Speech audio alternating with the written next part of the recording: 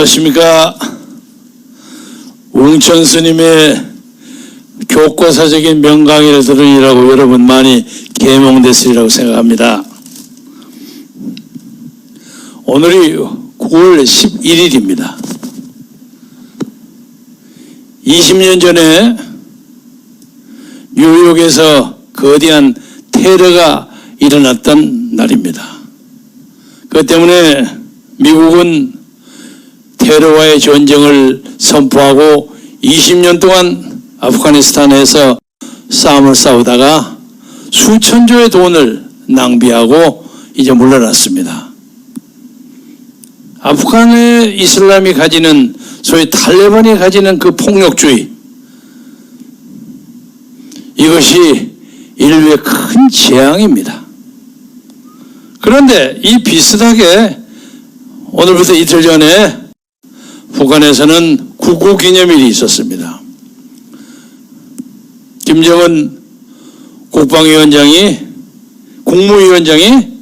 이번에는 연설을 안 했더라고요. 그래서 제 생각에는 미국과의 대화를 원하는 거 아닌가 하고 생각합니다. 그렇게 되기를 바랍니다. 그리고 지금 고난의 행군이 제가 20년 전에 북한을 갔을 때보다 훨씬 더 심각하다고 그럽니다. 그래서 스스로 먹고 사는 식량이 부족하다는 것을 국무위원장 스스로가 인정할 정도로 사태가 악화됐는데, 이런 문제에 관해서 제가 북한에게 한마디 하고 싶은 것은, 북한이 그들 말대로 인민의 입에 들어갈 식성원의 자료가 되는 돈까지 무기 개발에 전력을 해서 만들어 놓은 그 무기가 결국 민족 문제를 전혀 해결하지 못한다는 것을 북한은 깨달아야 합니다. 저는 개인적으로 김정은이가 무슨 소리를 치더라도 그들이 만든 핵폭탄을 대한민국 어디에도 떨어뜨리지 못한다고 생각합니다. 어림없습니다. 왜? 두 가지 이유입니다.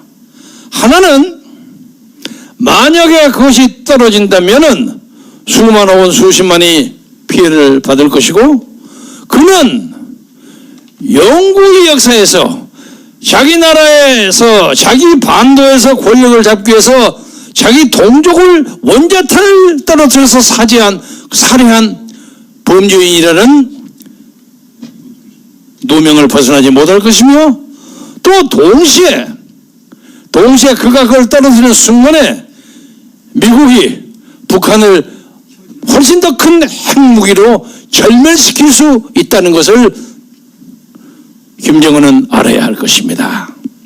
그래서 그들이 핵무기 만들어가지고 SLBM 쏘고 뭐 쏘고 해가지고 혹시 미국을 좀 공갈칠 수 있을지는 모르지만, 북한의 심중을 빤히 쳐다보고 있는 우리 남한 사람으로서는 김정은의 핵무기 위협은 전혀 먹히지 않는다는 것을 알아줘야 하겠습니다.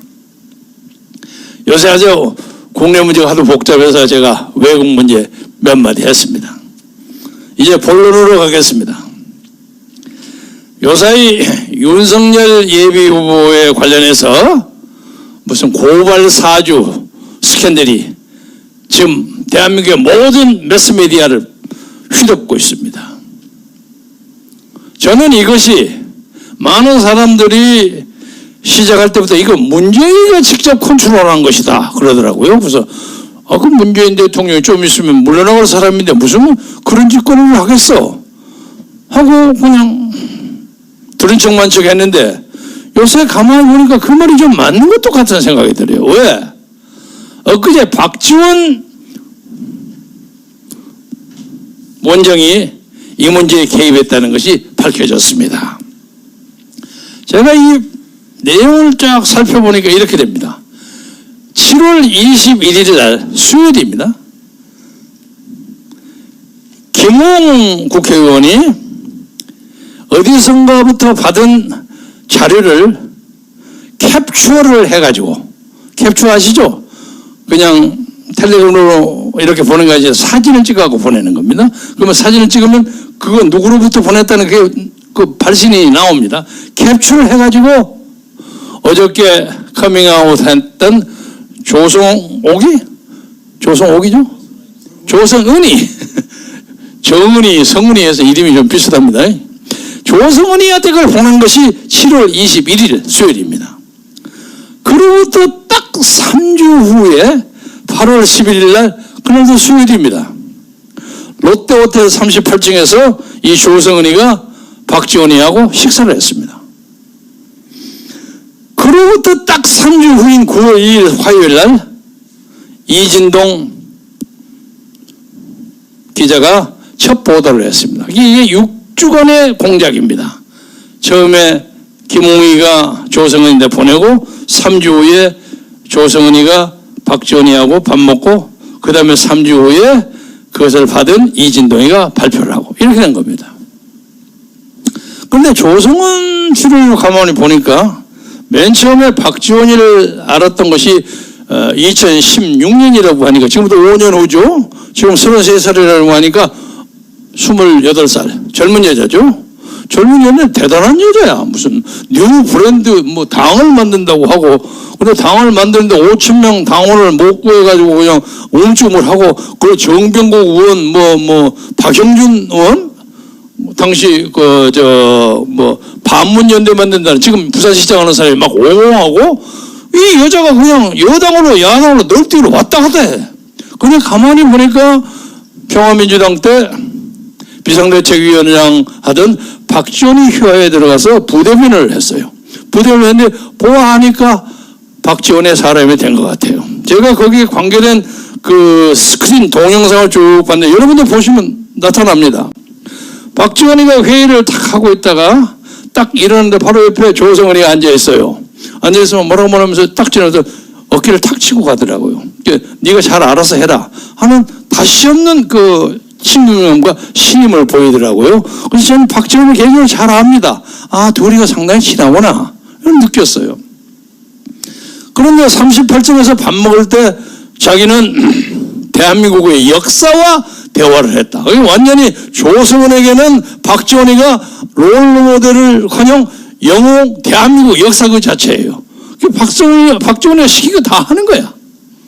그래서 이번에 윤석열의 고발 사주 사건, 이 배후에는 박지원의 제2의 정치 공작이 포함되어 있다고 생각합니다. 박지원은 문재인과 뗄래야 뗄 수 없는 관계가 있습니다. 그래서 그 많은 반대도 무릅쓰고 문재인이가 마지막으로 국정원장을 시켰어요. 왜? 박지원은 박근혜를 탄핵하는데 김무성이하고 연합해서 형님 52명 확보했습니다. 그래서 탄핵했단 말이에요. 그 탄핵 때문에 문재인이가 대통령이 된 거란 말이에요. 그러니까 박지원은 급할 때 문 대통령한테 대통령 각하, 내가 그 귀하가 대통령 되기 위해서 내가 일을 했는데 나 그걸 모른 척 할 겁니까? 하면 문재인은 할 말이 없어. 문재인이가 대한민국 정치에서 가장 빚을 많이 진 사람이 박지원이고 두 번째가 조국입니다. 그래서 이번에 국정원장이 그렇게 반대에 무릅쓰고도 문재인이가 시켰다고 생각합니다. 그러니까 이건 문재인의 정치 공작이기 전에 우선 박지원의 정치 공작 제2호입니다. 그리고 그 과정에서 왜 첫 번째 정치 공작을 했을 때 가담했던 김무성 의원 어디 갔노? 근데 김무성 의원은 요새 수산업자 사건 때문에 멍이 많이 들었어. 멍이 들어가지고 100 얼마인가 돈을 잃었다고 하는데 그 형님 돈이라고 하는데 제가 느끼기에는 그 중에 얼마는 상당 부분은 김무성이 돈도 들어있을 겁니다. 지금 이건 내 합리적인 추측입니다. 그러니까 지금 김이 많이 빠져 있어. 더더구나 현역 의원도 아니에요. 그래서 그 역할을 유승민이가 테이크오버한 거 아닌가 이런 느낌이 듭니다. 근데 유승민의 대변인이 김웅입니다. 그래서 이것은 박지원이가 일단 윤석열을 국민의힘으로 집어넣으면 그리고 예비후보로 등록을 해놓으면 도망 못 갑니다. 빠져면 무효야. 빠져나가서 딴 데 가서 독자 출마를 못해. 그래서 우리가 꾸준히 윤석열에게 그거 들어가지 말라고 열심히 얘기했어요. 열심히 밖에서 힘을 모아가지고 나중에 국민의힘에 된 사람들하고 단일화를 하든 말든 그래야지 니 들어가면 죽는다. 아니나 다를까 들어가니까 막 1등으로 막 올라가잖아요. 그러니까 우리 뭐 웃기지 마. 이거 잘 되잖아요. 큰소리 빵빵 쳤단 말이야. 오늘 아침에 리얼미터에 나오는 것은 윤석열이가 홍준표도 탕 떨어졌어요. 32대 20표로 떨어졌더라고요. 그래서 이제 윤석열 예비 후보는 죽으나 사나 거기서 버텨야 합니다. 방법이 없어. 그리고 이것이 혹시 얼마 전에 이준석이가 말을 실수했다는 윤석열이요? 좀 있으면 정리됩니다 하는 말과 연관이 있지는 않는가. 그래서 윤석열은 호랑이를 잡으러 호랑이 굴에 들어가야 되겠다고 들어갔는데 호랑이한테 먹혀버린 거 아닌가 하는 느낌이 듭니다. 그래서 이런 전반적인 문제를 가지고 대한민국의 이 정치 판도가 지금 저 아프가니스탄보다도 더 복잡하고 20년 동안 전쟁을 해가지고도 아무 희망 없이 돌아오고 명분 없이 쫓겨나온 미국보다도 더 한심한 그런 입장이 됐습니다.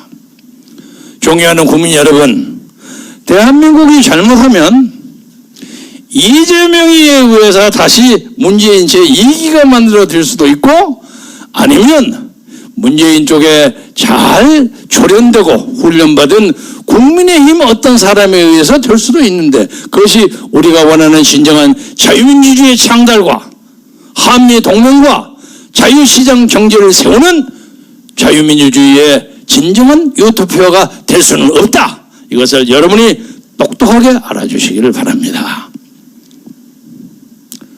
윤석열 후보는 이제 제가 아까 죽게 하면 까무러치기라고 얘기했는데 과감하게 나서십시오.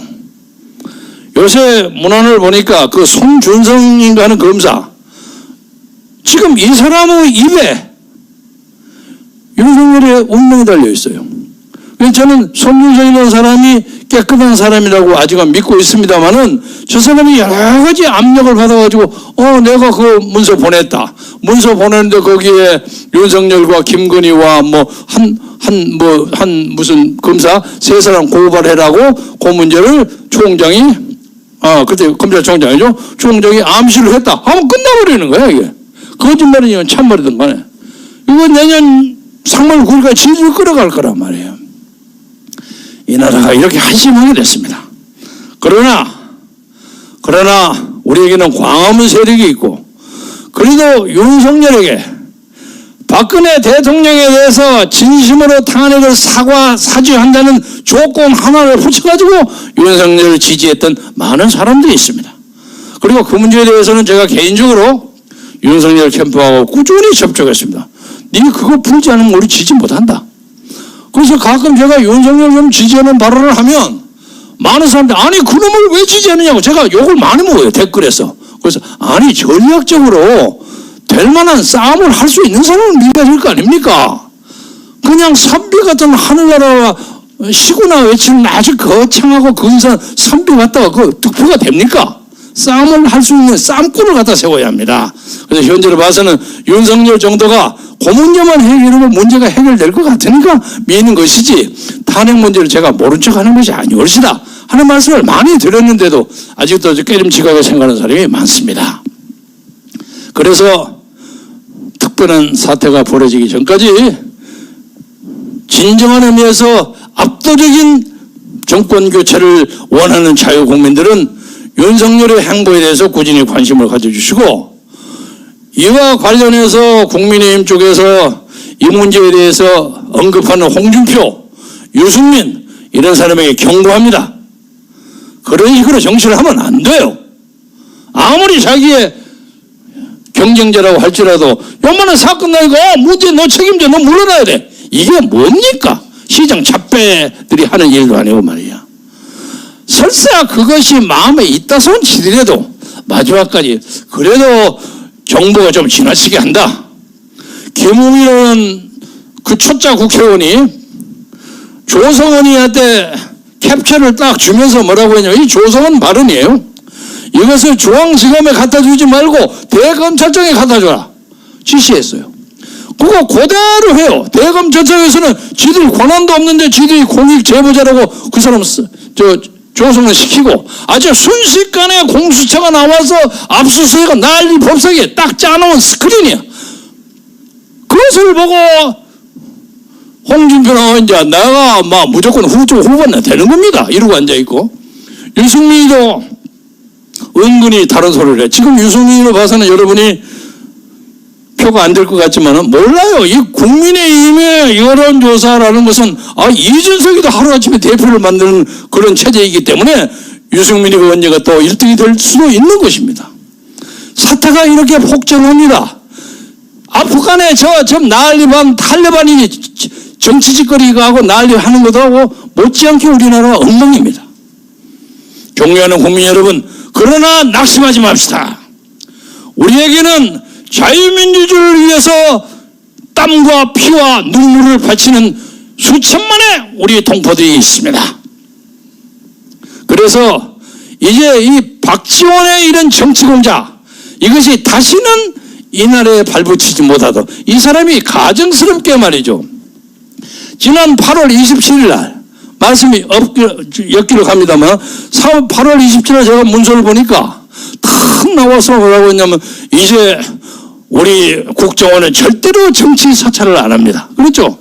지난 정권이 정치 사찰을 했던 거 저하고 관계없는 거 대단히 국민 죄송합니다. 저라고 아주 천연덕스럽게 하더라고요. 그래서 저희들이 이제 정말 대북 문제만 하는 모양이다 이렇게 생각했는데 그 과정에도 조성은이 만나고 필지 다 했어.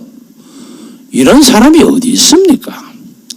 이 사람이 한때 무슨 북한에 대해서 삐딱한 말 한마디를 하니까 북한이 그냥 흥분해갖고 분기 탱천해가지고 박지원이 욕하는 거 여러분 들었죠? 뭐 네가 평양에 와서 노죽 떼다는 게 뭐 웃기고 하는 그런 짓거리 뭐 노죽을 떼는 거 우리 다 잘 아는, 네가 감히 무슨 폼 잡고 엉뚱한 소리를 해가지고 엉망진창을 만들었는데 제가 그걸 가지고 사람들이 이제 북한이 박지원이 버렸다, 그렇지 않다, 저는 그랬습니다. 저렇게 박지원의 아이덴티티가 복잡해지니까 전혀 관계없는 것처럼 욕실강하고 다른 어사인먼트, 다른 임무를 주었을 것이다, 저는 그렇게 얘기했습니다. 그래서 박지원은 그의 노후의 작업으로 북한의 임무에 따라서 새로운 정권을 만드는 그런 짓거리를 포기하고 조용히 국민의 심판을 기다리십시오. 그리고 문재인은 자기가 이 대선 문제에 대해서 직접적으로 관계가 없다는 것을 내외에 보여주기 위해서 당장 박지원을 파면시키십시오. 파면시키지 않으면 이번에 이 박지원의 정치 공작의 배후에는 종범으로서 문재인이가 있다고 우리는 믿을 수밖에 없습니다. 문제가 심각합니다. 완전히 이게 죽게 하면 까무러치가 되었습니다. 우리가 다 압니다. 여러분의 기도를. 여러분이 어떻게 이걸 끌어가려는 거. 부정선거 조작하는 건 딴 문제야. 이 사람들은 워낙 정권교체의 여론이 높기 때문에 시시한 부정선거 하다가 큰일 난다, 잘못하면 현장에서 깨진다 하는 걸 알고 있습니다. 알고 있기 때문에 그걸 하기 전까지 이 야당에서 이길 만한 사람을 제쳐버리는 그런 사람을 뽑으려고 수작하고 있는 걸로 우리는 알고 있습니다. 존경하는 국민 여러분, 어떻든 간에 우리가 화등령 같은 눈을 보면서 이 사람들의 음모를 잘 파헤치고 잘 대처하면 반드시 내년 3월 9일 날 우리가 원하는 새로운 자유민주주의의 새로운 역사의 지평이 나타내리라고 생각하고, 그런 사회에서는 윤석열의 표현을 빌리지만 그런 사회에서는 박지원 같은 사람도 없을 것이고 조성원이도 없을 것이고 그리고 왔다 갔다 해서 딴짓하는 그런 사람도 없을 것입니다. 대한민국에서 입살에 오르기로는 첫째 둘째가는 박지원, 그리고 요새 조국이가 또 열심히 떠들고 앉아있어요. 이런 조국이도 없을 겁니다. 그런 사회를 해서 우리 다 같이 노력하고 기도하고 힘을 모으고 국민혁명당을 지원해 주시기를 바라면서 저의 말씀을 마치겠습니다. 대단히 감사합니다.